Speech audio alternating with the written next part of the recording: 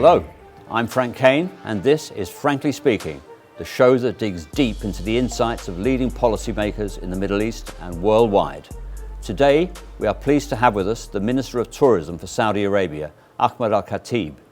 He has the very ambitious job of trying to sell Saudi Arabia, previously closed to most international tourists, as a global travel destination. Mr. Al-Khateeb, welcome to Frankly Speaking. Pleased to be with you, Frank. It's a pleasure to have you on the show. Let me ask you from the very outset, Saudi Arabia has the ambition to have 100 million visitors by the year 2030. France, which has decades and decades of experience in the tourism game, attracted 96 million last year. The UAE, which has also been at it quite a long time, only 16 million. Tell me, are your targets, frankly speaking, over ambitious? Not at all. We have 40 million last year visits as part of the UNWTO, statistics, and we're planning to take it to 100 million visits by 2030. We have a large country, a diverse nature, a strong culture, and great people, and therefore we have everything to get to the target we announced. I don't know any reason why not. Therefore, we launched our national strategy back in September last year. We opened up our doors and hearts to the international tourists to come and explore Saudi Arabia. And experience Saudi Arabia and experience our culture, our nature, our pristine and great beaches at the Red Sea or at the East Coast, and our major cities. And therefore, we believe we can get a big share of the 1.4 billion travelers traveled back in 2019. Our target is indeed ambitious. However, we have everything we need to achieve our target. So tell me, who will these extra visitors be? What's your target profile of tourist visitor to the kingdom by 2030? Who will they be? That's a very good question.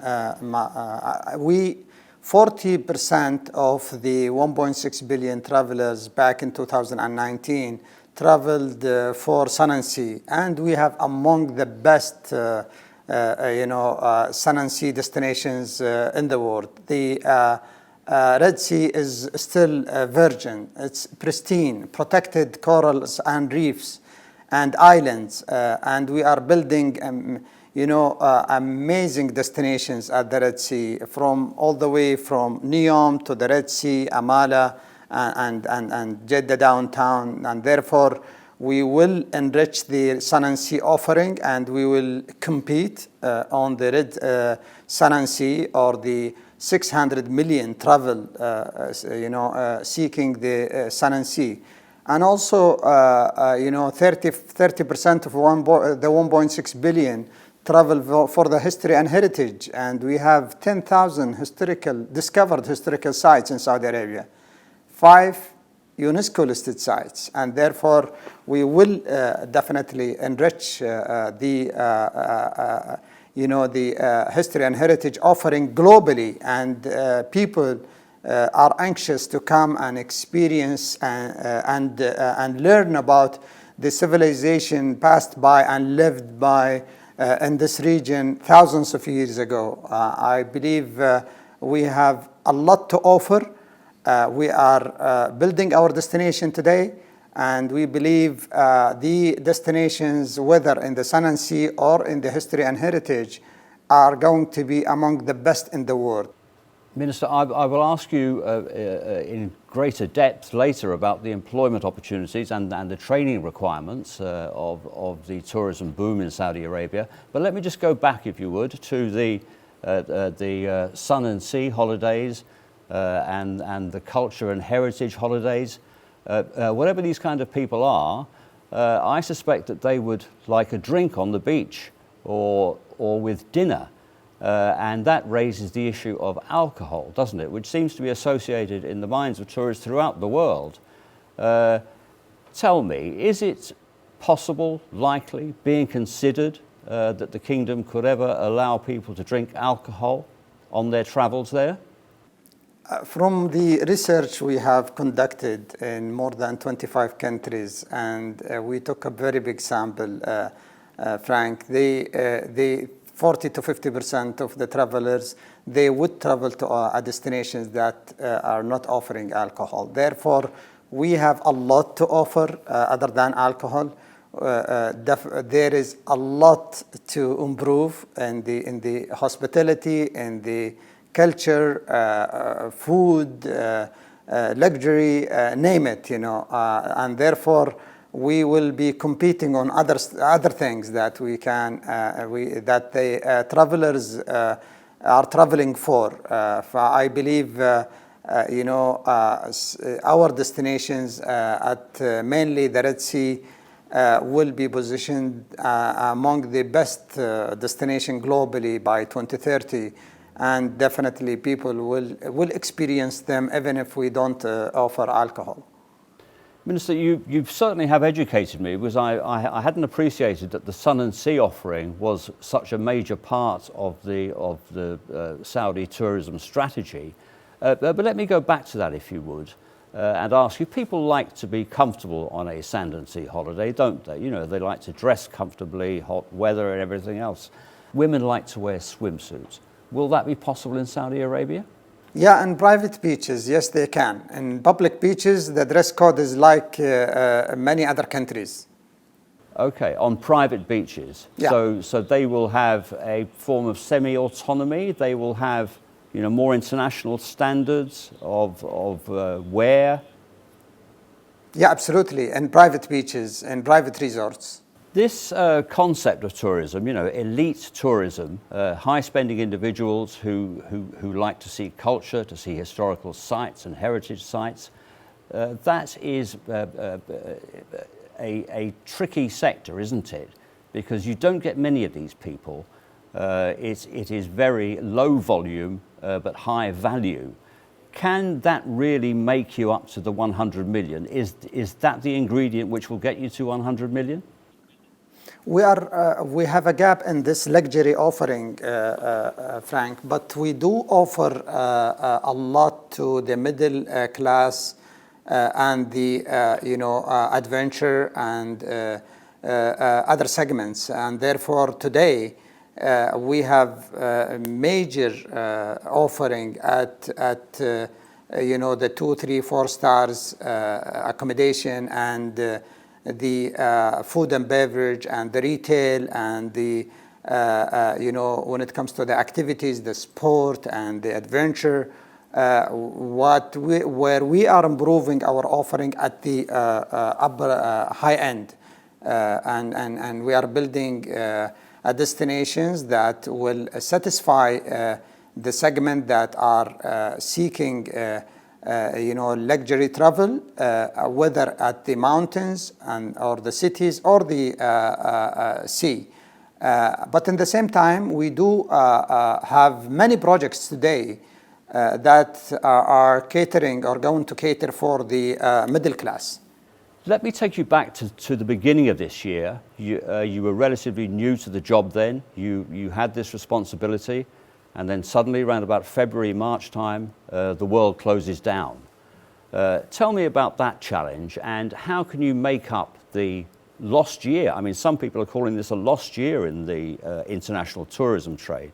How can you make up the lost year of 2020? Yeah, Saudi Arabia, when it comes to other businesses, a part of the Vision 2030, are very mature in other industries, like, for example, manufacturing, petrochemicals, so on and so forth. We have just started tourism, and we opened our doors in September last year.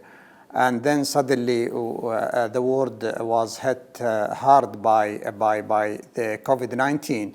And unfortunately, the most two impacted sectors were among our sectors, the aviation and the hotels. This gives us the opportunity to build our home, to establish the ministry and to establish the ecosystem. Even though, like many other countries, we focused on domestic tourism. So we launched the summer campaign this year, and it was a great success. The campaign was supervised by the health committee. They ensured, the social distance and adhering to wearing masks. And the result were more than 8 million people traveled around the 10 destinations that we launched in the summer. And more than $3 billion were spent domestically.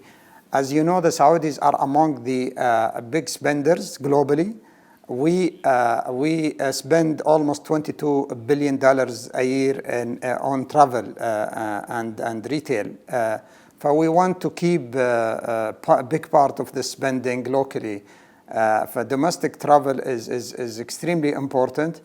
A week ago, we launched the winter campaign, the domestic winter campaign, led by our very successful summer campaign. And we are expecting the winter campaign to be as successful as the summer campaign. Hopefully, things will be behind us by end of Q1 or Q2 of next year, and then we will be going globally, and we will start, hosting and promoting tourism in Saudi Arabia for international tourists. Those Saudis who stayed in Saudi Arabia this year, of course, they couldn't travel.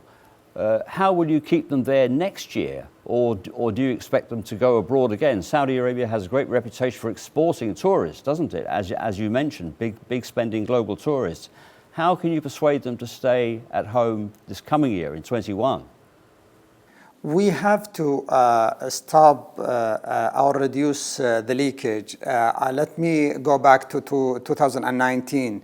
We launched 11 seasons in Saudi Arabia, and the 11 seasons resulted in reducing the travel outside by 30%. And when we continue to do this, we will definitely reduce the leakage. More Saudis would like to, will stay at home, and they will enjoy the offering. And Saudi Arabia will be a very attractive destination, not only for Saudis, even for the regions. In 2019, there were a lot of visitors and tourists coming from the region to enjoy the activities and the event they were held in Saudi Arabia back in 2019. We will continue this very active calendar as soon as the pandemic is behind us. It is all about, putting a software on top of the very advanced hardware we have, the streets, the telecommunications, the security and safety, and the great airports. We just need to expand the offering when it comes to the F&B, retail, and entertainment and recreation. Once we will continue this expanding the offering, and we believe this will definitely lead to having Saudis to enjoy at their home, and will attract tourists from the region and from outside. Tell me, is there a global model that you have in mind when you're looking at the long-term strategy? Is there another country in the world that you think Saudi Arabia should be like that? Is it, for example, like the UAE or Malaysia or Singapore or Japan? Or is it maybe a mixture of all these countries? Tell me what's the kind of ideal that you have in mind? Yeah, if we look at the numbers and why the tourists travel and explore destinations or countries, 40% of them, they go for sun and sea, and 30% for history and heritage, and therefore we have major offering in both. What we are focusing to do is to offer this offering with an advanced technologies, seamless travel, and better experience. At the end of the day, we need our guests and tourists, when they come and visit Saudi Arabia, to leave with an amazing experience. And we want them to come back. We don't want them to visit us and never come back. We want them to come back again and share their great experience with others. There is a lot to do in every step of the service chain, whether in technologies or in seamless travel, or in food and beverages, or in hospitality, so on and so forth. And on top of all this, we are very proud of our welcoming nation. We have to preserve this, and we have to capitalize on this. The Saudi people are very welcoming, and I saw the experience of the many people visited Saudi Arabia when we launched the visa back in September last year. They really enjoy the warm hospitality from the Saudis, whether in the big cities or in the small villages in all the regions in Saudi Arabia. I guess you're telling me that Saudi Arabia is a unique experience, because I can't persuade you to name a country that you would like to model yourself on. It must be therefore unique. Definitely, and we will protect our culture and our unique hospitality, and this what will differentiate Saudi Arabia from all other countries. You are a former banker, aren't you? And I would like to hear your view on how you might be able to persuade the big global investment groups in the tourism industry, the airlines, the hotels, the big entertainment groups, how you persuade them to get involved with big money investment in the new Saudi Arabia tourism industry.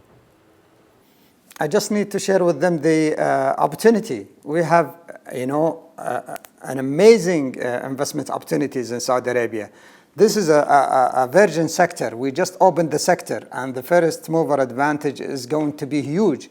We need to inject about $70 billion until 2023, and more than $200 billion by 2030 to fill the gap in the offering, whether in the retail or in the hospitality or in the recreation. And therefore, we have been sharing our story with the world.